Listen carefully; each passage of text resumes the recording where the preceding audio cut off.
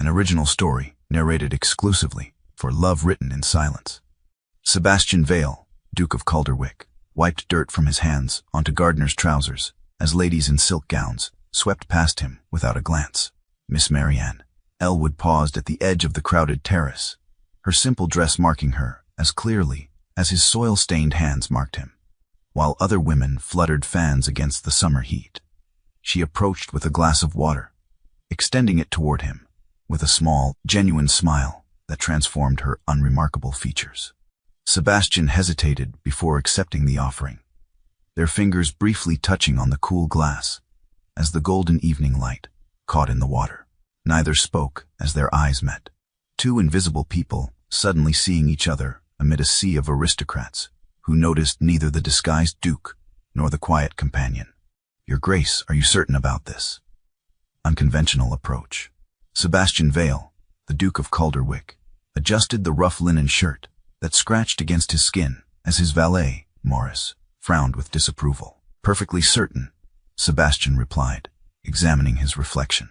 The gardener's clothes transformed him completely: weathered boots, worn trousers, and calloused hands artificially created with a mixture of dirt and walnut stain.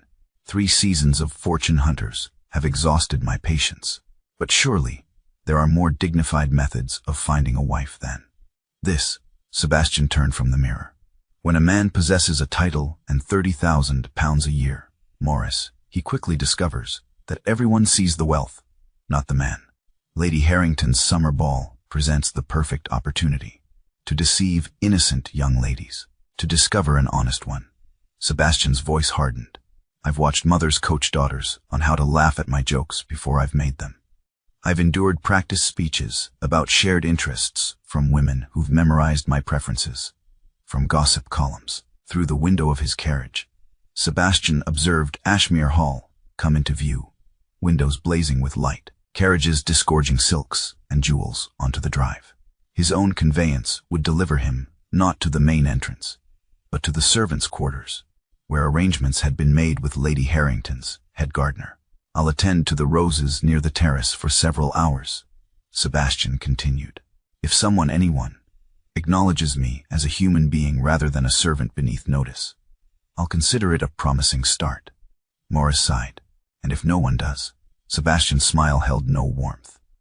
"Then I'll have confirmed what 3 seasons have taught me, that I am merely a title to be acquired, not a man to be known." Miss Marianne Elwood stood 2 careful steps behind Lady Penelope Whitmore, holding a spare fan and a small vial of smelling salts. At 26, Marianne had perfected the art of existing without being seen. "The Duke of Calderwick is expected tonight," Lady Whitmore whispered to her daughter, Charlotte. "Remember everything we discussed. Mention your interest in his conservatory. He's known for rare orchids. And for heaven's sake, stand straight." Charlotte nodded, anxiety creasing her otherwise perfect features. Marianne's gaze drifted across the ballroom, mentally cataloging the invisible workers who, like her, enabled these glittering events. Footmen balancing trays, maids discreetly collecting discarded glasses, a gardener tending roses on the terrace. Society functioned on the labor of the unseen. 5 years as a companion had taught Marianne to anticipate needs without being asked, to speak only when spoken to, and to expect nothing beyond her modest salary. The daughter of a country vicar, she had entered service after her father's death left her without means. Her education and gentle manners made her suitable for companionship rather than housework, a position marginally better than many, but still firmly below the salt. "Miss Elwood," Lady Whitmore said without turning, "fetch Charlotte some lemonade. The poor girl looks flushed." "Yes, my lady." Marianne navigated the crowded ballroom with practiced ease. People moved aside for ladies of quality, but rarely for companions. She had learned to slip through spaces, to time her movements to avoid collision, to apologize for existing in others' paths. At the refreshment table, she reached for lemonade, just as another woman did the same. The woman, draped in sapphires, withdrew her hand as if touched by something unclean. "I beg your pardon," Marianne murmured, though the fault was not hers. The woman merely sniffed and turned away. This was Marianne's world, a place where she was simultaneously essential and invisible, required to be present, yet expected to disappear. She collected the lemonade and returned to her post, a ghost in gray silk, watching life unfold from its margins. The evening air hung heavy with perfume and summer heat as the ball spilled onto the terrace. Ladies fanned themselves, while gentlemen dabbed at foreheads with handkerchiefs. Through the open doors, violins played a waltz that seemed to ripple in the humid air. Marianne stood near a marble column, momentarily relieved of her duties, as Charlotte danced with a viscount. From her vantage point, she observed the young gardener working diligently among the roses that bordered the terrace. He moved with purpose, his hands skilled but his posture suggesting he was unaccustomed to such labor. Something about him caught her attention. Perhaps the careful way he handled the blooms, or how he occasionally glanced at the revelers with an expression more contemplative than deferential. What struck her most was how thoroughly the glittering crowd ignored him. Ladies in expensive gowns brushed past without acknowledgement, their skirts sometimes disturbing his work. Gentlemen gestured in conversation, nearly striking him with their animated movements, yet never seeing him. He was, like her, part of the background against which society's performance played out. The heat intensified as the evening progressed. Marianne noticed the gardener wiping his brow with his sleeve, his face flushed from exertion. She glanced at the refreshment table, where servants had placed pitchers of water for the guests, not the workers. Without conscious decision, she filled a glass and made her way toward him. It was a small act, yet she felt strangely conspicuous, as though crossing an invisible boundary. "You look as though you could use this," she said quietly, extending the glass. He looked up, surprise evident in his eyes, not merely at being offered water, but at being seen at all. His gaze met hers directly, without the quick downward flick that servants typically employed. "Thank you," he said, his voice cultured despite his rough appearance. He accepted the glass, his fingers brushing hers momentarily. "The roses are beautiful," she offered. A slight smile. Beauty often goes unappreciated. She nodded, understanding the double meaning. Not by everyone. For a moment they stood in silence, two invisible people acknowledging each other's existence, while the ball continued around them. The dancers and drinkers oblivious to the small moment of humanity unfolding at the garden's edge.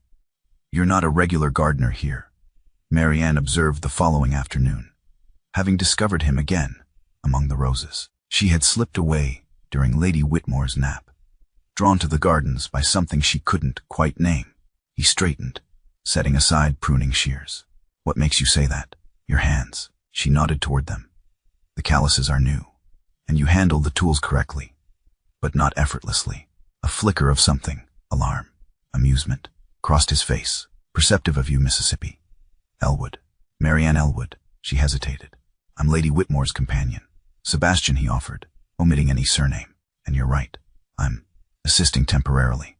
They stood in awkward silence until Marianne gestured toward a stone bench, partially hidden by flowering shrubs. "I have a quarter hour before I'm missed. Would you mind terribly if I sat? It's rare to find quiet during these house parties." He nodded, returning to his pruning as she settled on the bench. The distant sounds of the house, servants calling to one another, a piano being practiced, created a peaceful backdrop. "Do you enjoy being a companion, Miss Elwood?" he asked after a moment. The question surprised her. Few people inquired about her feelings regarding her position. "It's respectable work," she answered carefully. "Lady Whitmore is not unkind." "That's not what I asked." Marianne looked at him sharply, then softened. "No, it's not what you asked. I enjoy having a roof over my head and food on my plate. The rest is immaterial. Surely, there must be more to life than mere survival. For some, perhaps." She smoothed her gray dress. "What about you? Do you enjoy gardening?" "I find peace in it," he said, his expression thoughtful. "There's honesty in plants. They respond to care, not status or wealth. Unlike people." "Unlike most people," he corrected, meeting her eyes. Something unspoken passed between them, recognition, perhaps, of kindred spirits. "I should return," she said, rising reluctantly. "Will you come tomorrow?"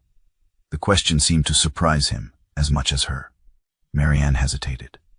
Propriety dictated she should not seek out a gardener's company, yet in his presence she felt seen in a way she rarely experienced. "If I can," she said finally. "Same time?" He nodded. a genuine smile transforming his features. "I'll look forward to it, Miss Elwood." "As will I," she replied, realizing with quiet surprise that she meant it. Their meetings continued through the week, settling into a pattern as natural as the garden's rhythm. Each afternoon, while the household rested, Marianne would find Sebastian among the roses, or near the small greenhouse at the garden's edge. He always seemed to anticipate her arrival, though neither acknowledged this expectation. "I brought something, Mary," and said on the fourth day, withdrawing a small volume from her pocket. "You mentioned enjoying Wordsworth." Sebastian wiped his hands on his trousers before accepting the book. "Lines written a few miles above Tintern Abbey," he read, his voice softening. "A favorite of mine. Mine as well." She sat on their usual bench. "Nature as restoration for the soul, the anchor of my purest thoughts, the nurse, the guide, the guardian of my heart," he quoted, his eyes not on the page, but on the distant hills visible beyond the garden walls. Marianne studied him, puzzled by the contradictions he presented. His speech and knowledge belonged to a gentleman, yet here he was, tending roses in worn clothes. She had considered asking directly, but feared breaking whatever fragile connection they had formed. Instead, she asked about the plants. Sebastian spoke of each with knowledge and passion, explaining how certain roses required specific soils, how others needed particular pruning to thrive. He showed her seedlings in the greenhouse, describing their potential with such vision that Marianne could almost see the mature plants he imagined. "You speak of them as a mother might speak of children," she observed. "Growing things require patience and attention," he replied. "Much like people. People can be more complicated." "True." He handed her a cutting of lavender. "But often what they need is equally simple, to be seen, to be valued for what they truly are, rather than what use they might serve." Marianne twirled the lavender stem, inhaling its fragrance. "Is that why you're here, Sebastian? To be seen for who you truly are?" His hands stilled on the plant he was tending. For a moment, she thought she'd overstepped. Then he looked at her with an expression so unguarded, it made her breath catch. "Perhaps," he said quietly, "I needed to learn how to truly see others first." Sebastian stood before his shaving mirror in the small room he'd been assigned in the servants' quarters, examining his reflection. A week of outdoor work had darkened his skin and lightened his hair. His hands, despite gloves, showed the beginnings of real calluses where artificial ones had been applied. The physical transformation was the least of it. Each afternoon with Miss Elwood, Marianne, left him increasingly uncomfortable with his deception. She spoke to him with a candor he'd never experienced, sharing observations about the household, her limited childhood, in a vicarage, her love of poetry. In return, he offered carefully edited truths, omitting his title and position, while sharing genuine thoughts he'd never voiced to anyone. "This has gone far enough," he muttered to his reflection. The experiment had succeeded beyond expectation. He had found someone who saw the man, not the Duke. Yet the longer he maintained the charade, the more it felt like betrayal, rather than protection. A knock interrupted his thoughts. "Enter," he called, hastily donning his shirt. Morris slipped in, closing the door carefully. "Your Grace, a letter from your steward requiring immediate attention." He handed Sebastian a sealed document. "And may I inquire how much longer this adventure will continue? Your absence from London is causing speculation." Sebastian broke the seal, scanning the contents. "Let them speculate." "And the young lady?" Morris asked carefully. Sebastian's head snapped up. "What young lady?" "The one in gray who visits the garden each afternoon." At Sebastian's surprised expression, Morris sighed. "I am your valet, Your Grace. Noticing things is my profession." Sebastian turned back to the letter, though the words blurred before him. "She's a companion, kind, intelligent, observant, and unaware she's conversing with a duke." "Yes." The admission tasted bitter. "What do you intend to do?" Sebastian folded the letter deliberately. "I don't know. If I may be so bold," Morris said quietly, "secrets of this nature rarely end well for anyone involved." After Morris departed, Sebastian remained motionless, caught between worlds. The Duke of Calderwick could have anything he desired, except perhaps the honest connection he'd found while pretending to be someone else. "Miss Elwood spends considerable time in the gardens lately," observed Lady Harrington, her voice carrying just enough to reach Marianne. as she arranged flowers in the drawing room. "Fresh air agrees with companions, I suppose," replied Lady Whitmore with a dismissive wave, though one does wonder about propriety. Marianne's hands stilled momentarily before continuing their work. She had believed her afternoon escapes went unnoticed. "The head gardener mentioned his new assistant has been particularly attentive to the roses near the east terrace," Lady Harrington continued. "Curious timing. Surely you don't suggest one must consider the household's reputation." "Servants talk." Marianne focused on the arrangement before her, face burning. She was no naive girl. At 26, she understood exactly what they implied. That she, a gentlewoman reduced to dependency, might form an inappropriate attachment to a gardener. The irony was that they weren't entirely wrong. She had grown to anticipate their conversations with an eagerness that both thrilled and frightened her.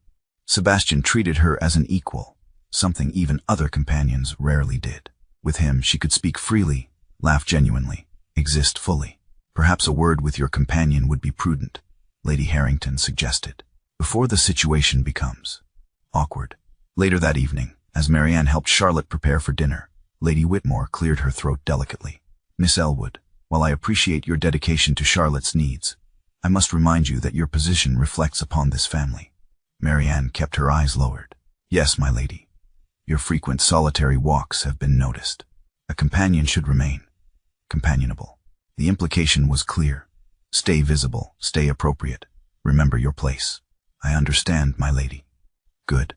That will be all." Alone in her small room that night, Mary, and pressed her hand against the window glass, looking out at the moonlit garden, where hours earlier, Sebastian had shown her a night-blooming cereus about to flower. "It opens for just one night," he had explained, his voice soft with wonder. All that preparation for a single moment of perfect beauty. She had not known that their time might be equally finite, a brief flowering of connection in lives otherwise defined by the rigid boundaries of their stations. Tomorrow, she decided, she would tell him they could no longer meet. The following day, Lady Harrington arranged a garden luncheon to take advantage of the splendid roses. Guests spread across the terrace, while servants arranged tables and chairs precisely where Marianne and Sebastian usually met. Marianne, attending Charlotte, glimpsed Sebastian working nearby. She had risen early, intending to tell him they must end their meetings, but found no opportunity. Now, trapped in her role as silent shadow, she could only watch as he methodically pruned roses within earshot of the gathering. "I heard the Duke of Calderwick declined his invitation," said a portly gentleman, helping himself to cold pheasant. "Unusual, considering his connection to the Harringtons." "Perhaps he tired of the marriage market," suggested another. 3 seasons without selecting a bride, most peculiar for a man in his position. His recent decisions regarding the northern estate were equally baffling.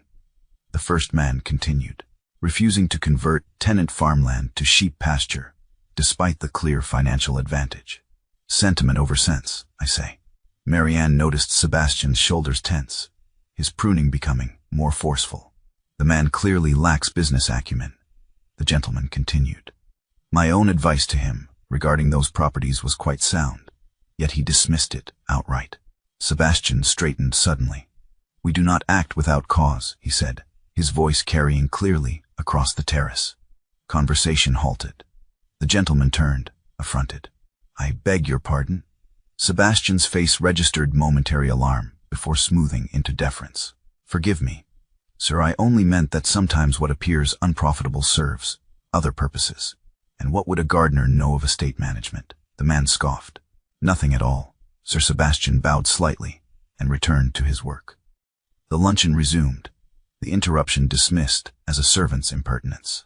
But Marianne remained frozen, the single word echoing in her mind. "We, not here the Duke, but we," spoken with the instinctive authority of a man defending his own decisions. She watched him now with new eyes, cataloging details she had overlooked or misinterpreted. His educated speech, his knowledge of literature, the subtle command in his posture, despite humble clothing. The mystery of Sebastian suddenly crystallized into a truth, both obvious and impossible. When he glanced up, their eyes met across the terrace. Something in her expression must have revealed her realization, for his face paled slightly before he turned away. Marianne excused herself quietly and retreated indoors, her mind racing with implications she could scarcely comprehend. Marianne did not go to the garden that afternoon, nor the next. She moved through her duties mechanically, mind churning with questions she could not voice. On the third day, a note appeared on her dressing table. Please. The greenhouse. For a clock. She stood by her window at the appointed hour, watching rain streak the glass. The sensible choice was clear. Ignore the note, maintain appropriate distance, preserve what security her position provided. Yet the thought of never speaking with him again, Duke or Gardner, left an emptiness she couldn't dismiss. At 4:15, she entered the greenhouse. Sebastian, or whoever he truly was, stood among the orchids, still dressed as a gardener, despite the rain that had dampened his shoulders. Neither spoke immediately. The patter of raindrops on glass filled the silence. You haven't come to the garden, he finally said. No, her voice remained steady. It seemed unwise, because you know. It wasn't a question, but she answered anyway. I suspect. I don't know. He moved toward her, stopping at a respectful distance. What do you suspect, Miss Elwood? That you are not who you've presented yourself to be. She met his gaze directly. That you are, in fact, the Duke of Calderwick. He didn't deny it, and yet you came anyway. I wanted to understand why. Would you believe it began as self-protection? He gestured vaguely. 3 seasons of being pursued for my title, rather than myself. I thought to discover someone who might see the man, not the Duke, by deceiving everyone around you. Yes, he accepted the accusation without defense. A flawed approach, as I've come to realize. Marianne wrapped her arms around herself, suddenly cold despite the greenhouse warmth. Did you find it amusing? The companion and the gardener, both invisible to proper society. No, his voice softened. I found it illuminating. I should go. She turned toward the door. Marianne, she paused, the informal address stopping her more effectively than a hand on her arm. I never lied about who I am, he said quietly. Only what I am. She left without responding, uncertain whether the distinction mattered at all. The whispers began at breakfast. Seen together frequently, quite familiar terms, her reputation naturally. Charlotte leaned close to Marianne, voice barely audible. They're talking about you and the gardener. Marianne focused on buttering toast she had no appetite to eat. There's nothing to discuss. I believe you, Charlotte said earnestly. But Mother is concerned. By midday, servants' glances lingered when Marianne passed. A maid delivering firewood paused unnecessarily in her room. The housekeeper inquired with pointed politeness whether Miss Elwood required anything to make her remaining time comfortable. Lady Whitmore summoned her after luncheon, face composed in practiced concern. Miss Elwood, you've been a satisfactory companion to Charlotte. She adjusted her bracelets. However, certain observations have been brought to my attention. Marianne stood perfectly still, hands clasped at her waist. My lady, your conduct with a member of the garden staff has raised questions about your judgment. Lady Whitmore sighed delicately. You understand that Charlotte is impressionable. Her prospects depend upon impeccable associations. I assure you, my behavior has been entirely proper. Intent matters less than appearance in these situations. Lady Whitmore's voice remained gentle, making the dismissal all the more devastating. I've arranged for you to depart tomorrow. A month's wages as consideration, of course, and my reference. A slight hesitation. Given the circumstances, perhaps a period of reflection before seeking another position would be advisable. Without a reference, Marianne knew. Her prospects narrowed dramatically. Lady Whitmore was effectively closing doors throughout respectable society. I understand, she said, voice steady despite the panic rising within her. Thank you for your consideration. That evening, packing her modest possessions, Marianne contemplated the swift destruction of her security. One connection, innocent in fact if not appearance, had cost her everything. A soft knock interrupted her thoughts. Charlotte entered, eyes red-rimmed. It's dreadfully unfair, she whispered, embracing Marianne impulsively. I told Mother nothing happened. Thank you for believing me. Where will you go? Marianne folded a shawl carefully. My former vicar keeps a list of positions. Something will arise. Both knew this was optimistic at best. Without a reference, Even a vicar's recommendation carried limited weight. "I'll miss you," Charlotte said simply. "And I you." Marianne departed Ashmere Hall as she had arrived, quietly, with minimal disruption to the household's rhythm. No tearful goodbyes or dramatic confrontations marked her exit. Lady Whitmore provided the promised wages, a closed carriage to the village, and final instructions delivered with practiced compassion that nonetheless made clear no further communication would be welcome. The village inn, her temporary lodging until a mail coach could take her to her cousin's home in Hertfordshire, offered modest comfort. Her room overlooked the village green, where local children played under summer-heavy trees. Marianne watched them absently, calculating how long her remaining funds might sustain her. 2 months, perhaps 3 with careful economy. After that, a knock at her door interrupted these grim calculations. "A letter for you, miss," said the innkeeper's wife, extending a sealed note. The paper was expensive, the handwriting unfamiliar. Marianne broke the plain seal, her hands trembling slightly. "Miss Elwood, I have learned of your departure from Ashmere Hall and the circumstances surrounding it. The responsibility for this situation rests entirely with me. Please allow me to call upon you at the inn tomorrow at 2 o'clock to discuss matters that cannot adequately be addressed in writing. With deepest regret, Sebastian Vale, Duke of Calderwick." Marianne set the letter down carefully, his first communication under his true name, and it contained an apology without actually apologizing. How very aristocratic. The following afternoon found her seated in the inn's private parlor, dressed in her second-best gown, back straight and expression composed. Whatever he intended to offer, money perhaps, or assistance securing another position, she would decline. Her dignity, at least, remained her own. He arrived precisely at 2, dressed now as befitted his station. The transformation was remarkable, yet somehow unsurprising. The gardener's quiet authority, now manifest in fine clothing, and the subtle deference of the innkeeper who showed him in. "Miss Elwood," he bowed formally. "Thank you for agreeing to see me." "Your Grace," she curtsied, the title feeling strange when addressed to the man she had known simply as Sebastian. "I confess I was curious about what couldn't be written. An explanation, an apology."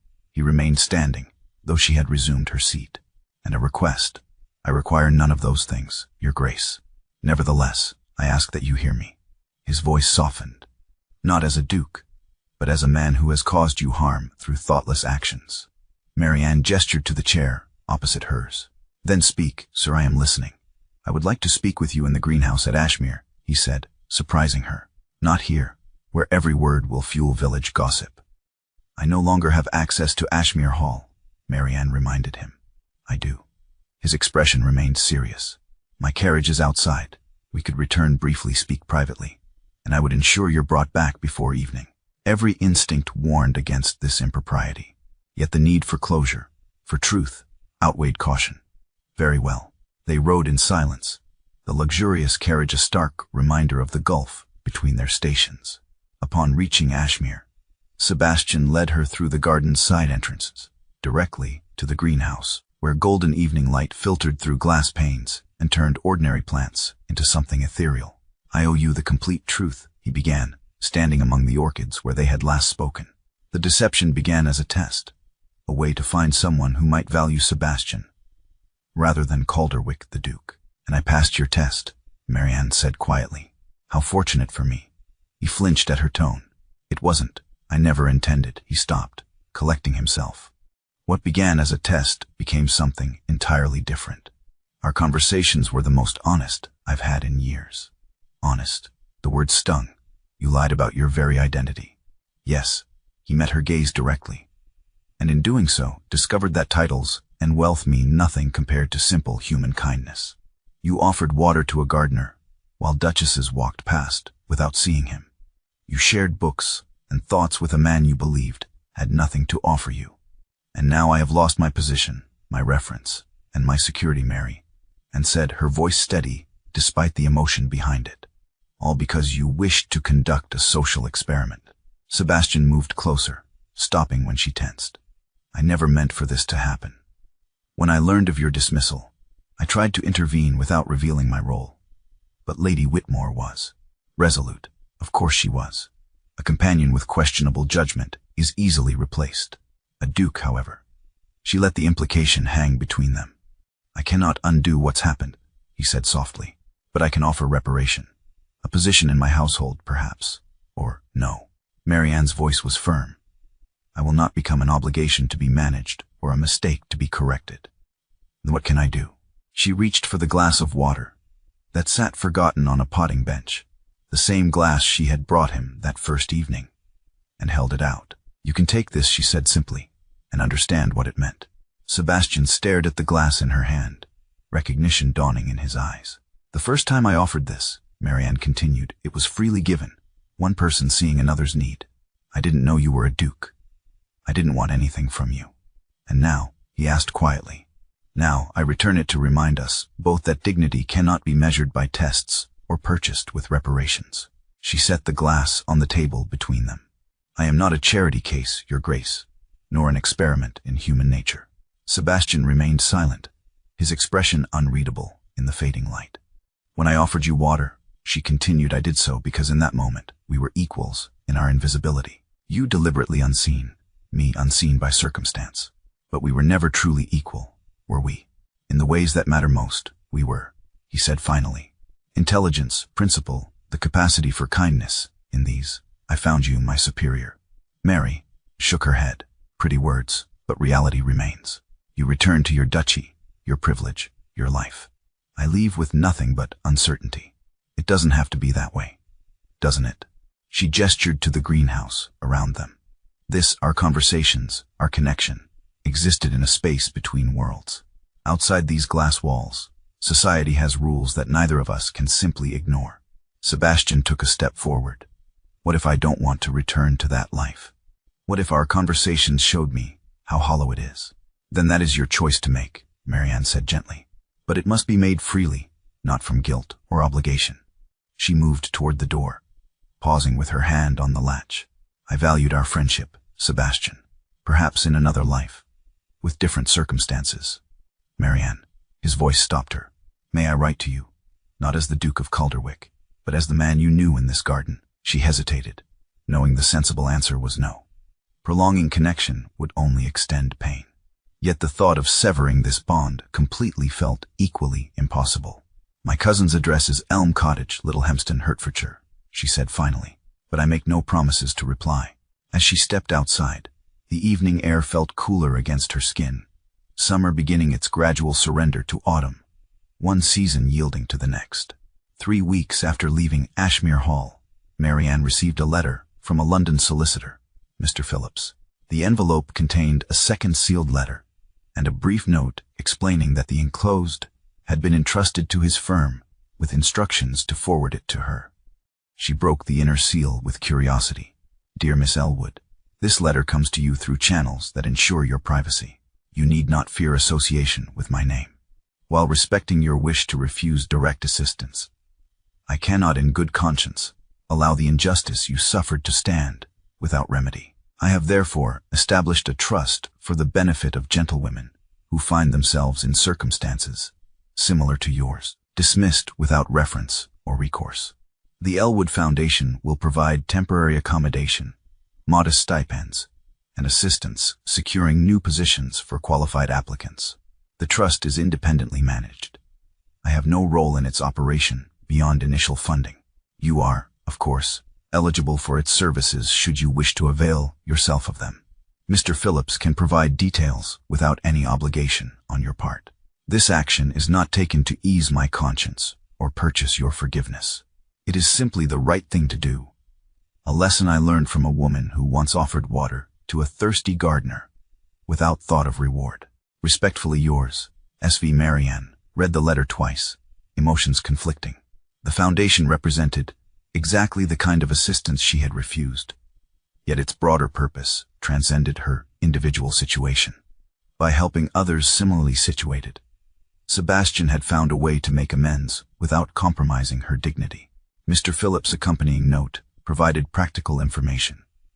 Offices established in London, a modest residence house acquired, respectable women appointed as administrators. The foundation was already assisting 3 gentlewomen. Marianne set the letter aside, unsure how to respond, or whether to respond at all. Sebastian had created something meaningful from their painful situation, something that would help women whose stories mirrored her own. It was a gesture both grand and humble, public in impact yet private in motivation. Later that evening, she wrote to Mr. Phillips requesting additional information about the Foundation's services. Not for herself, her cousin's hospitality remained secure, but to understand better the work being done in her name. The letter to Sebastian remained unwritten. Autumn painted Hertfordshire in russets and golds as Marianne settled into life at Elm Cottage. Her cousin Jane, a widow with a comfortable income, welcomed her presence without pressing for explanations. The village, while small, offered modest diversions, a circulating library, a church with an excellent choir, occasional assemblies at the local inn. Sebastian wrote faithfully each week. His letters never presumed upon their former connection, nor mentioned his title. Instead, he shared observations about his gardens, books he'd read, thoughts on everything from village politics to philosophy. He never asked for replies, yet each letter ended with a question or reflection that invited response. For 2 months, Marianne read his letters, but did not answer. What could she say? Their worlds remained separate despite his efforts to bridge them. In late October, Jane received an invitation to a small dinner party at neighboring Thornfield Manor. The new tenant is a gentleman from London, she told Marianne. Apparently quite respectable. You'll accompany me, of course. Marianne agreed without enthusiasm. Such gatherings invariably meant sitting with other companions and poor relations, while the principal guests enjoyed conversation. The evening of the dinner arrived cold and clear. As their carriage approached Thornfield, Marianne noticed extensive work being done in the long-neglected gardens, new plantings, repaired walls, a greenhouse under construction. The tenant must be planning to stay, she remarked. Inside, they were shown to a modestly appointed drawing room, where several local families had already gathered. Marianne scanned the room automatically, then froze. Sebastian stood by the fireplace, dressed simply but well, engaged in conversation with the vicar. When he turned and saw her, his expression transformed with quiet joy. Jane leaned close. That's Mr. Vale, the new tenant. Do you know him? Before Marianne could respond, Sebastian approached and bowed. Miss Elwood, Mrs. Winters. Thank you for coming. You're the tenant. Marianne managed, finding her voice. I am. His eyes held hers. I've taken Thornfield for a year. The gardens need considerable attention. Throughout dinner, Sebastian performed the duties of host with easy grace, never singling Marianne out, yet somehow making her central to every conversation. He spoke of books she had mentioned loving, asked about local customs she had described in passing, references only she would recognize from their garden conversations. As the evening concluded, he handed her into her carriage, pressing a folded note into her palm. I am not here as a duke, just a man waiting for a second chance. The greenhouse at Thornfield Manor neared completion as November's chill settled over the countryside.